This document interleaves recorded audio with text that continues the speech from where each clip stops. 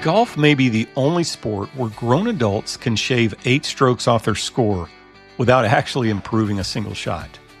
You've seen it happen. Maybe you've participated in it. A drive sails out of bounds, and you hear, just hit another one. A 3-footer lips out. That's good. The ball disappears somewhere in the woods. Just drop one over there. And somehow, by the time everyone reaches the clubhouse, a guy who spent most of the afternoon searching for balls in neighboring zip codes claims he shot a 79. It's remarkable. Not the score, the math. What is it about being around certain people that makes bending the rules feel normal? And what happens when the same thing starts affecting our faith? Stick around and we'll talk about it.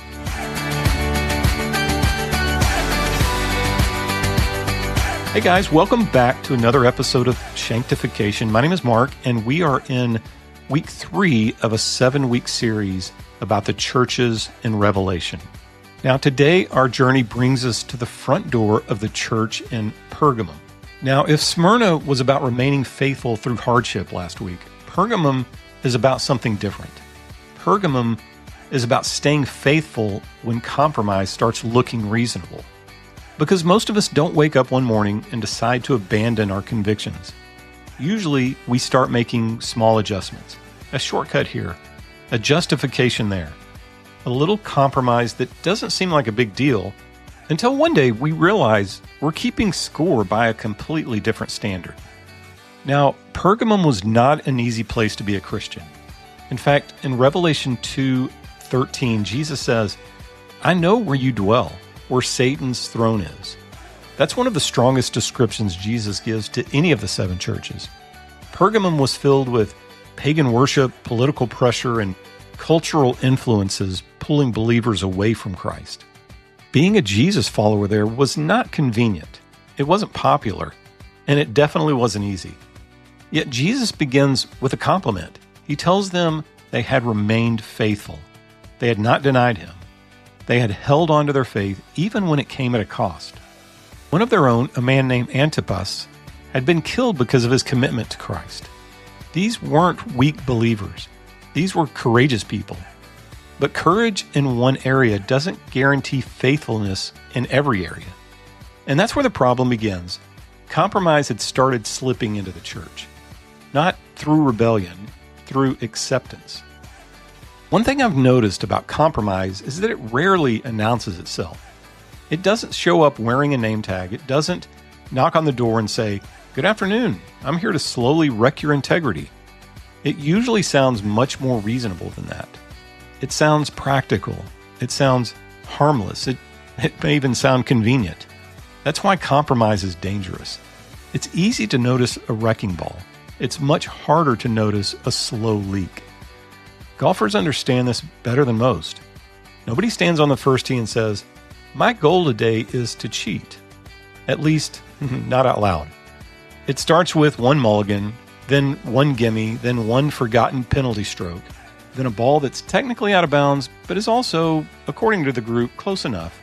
And by the end of the round, you're celebrating an 84 that would have required several meetings and probably a formal investigation if the USGA had been present.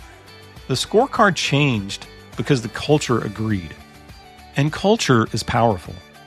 Think about this. Put an honest golfer in a group that counts every stroke, and he'll probably count every stroke. Now, put that same golfer in a group where everybody bends the rules, and eventually he'll feel pressure to do the same. Not because he's a bad person, but because influence matters.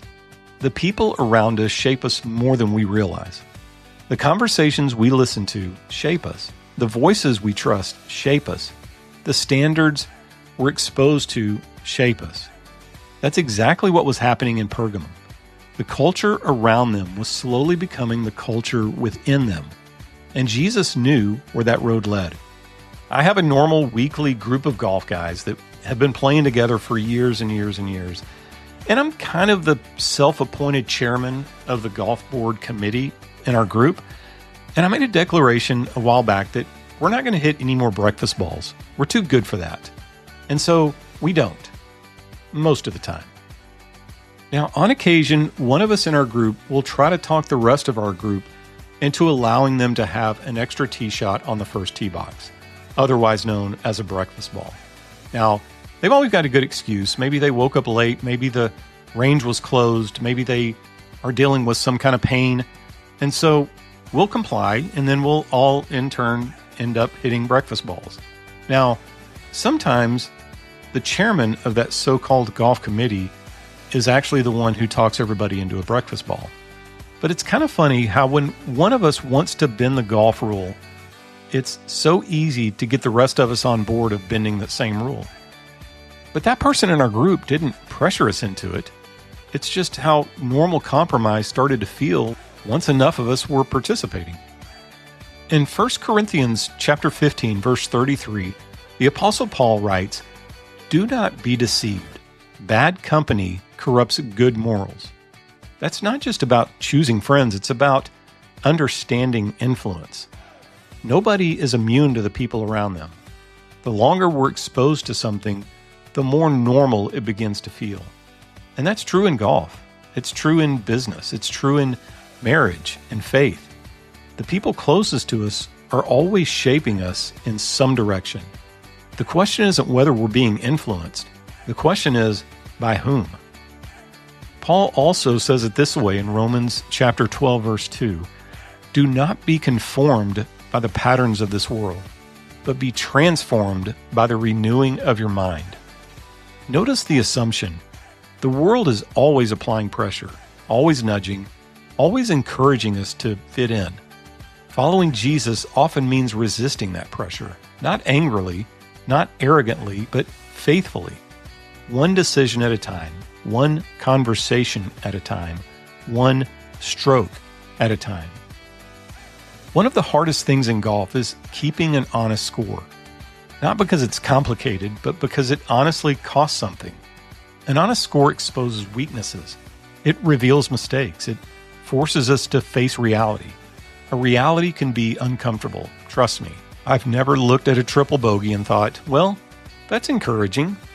But honestly, it's the only path to improvement.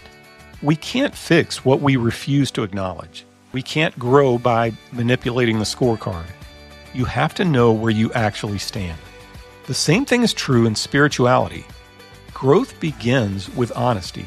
Honesty about our struggles. Honesty about our failures. Honesty about the places where compromise may have quietly settled into our lives. One more verse, because I think it fits really well here. In Proverbs 13, verse 20, it says, "Walk with the wise and become wise, for a companion of fools suffers harm."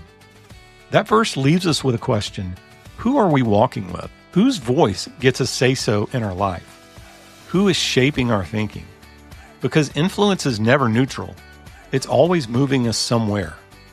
The believers in Pergamum lived in a culture that wanted them to blend in, to lower the standard, to go along with the crowd, to stop standing out. And honestly, not much has changed. We face the same temptations every day. The temptation to take the easier path, the temptation to adjust the scorecard, the temptation to convince ourselves that what everyone else is doing must be okay. Yet Jesus calls us to something different, not perfection, faithfulness, not popularity, integrity, not blending in, but holding the line. And maybe that's the question Pergamum leaves us with today.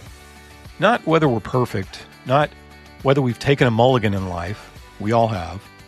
The question is whether we're allowing the crowd to keep our scorecard.